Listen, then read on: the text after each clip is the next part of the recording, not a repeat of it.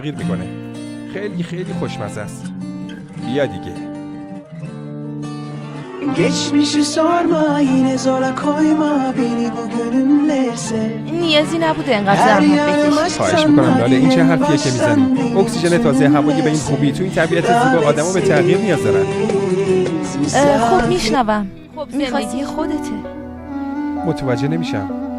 یعنی واسط مهم نیست؟ آره مهم نیست، هر چیزی که به صلاحت باشه. لاله اونور ببین این موضوع واقعا به من ربطی نداره.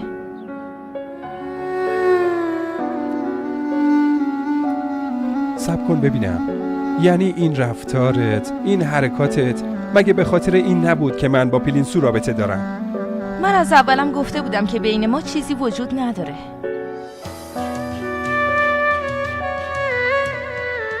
ببخشید لاله.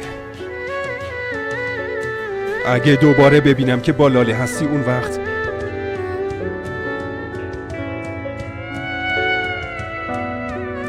اونور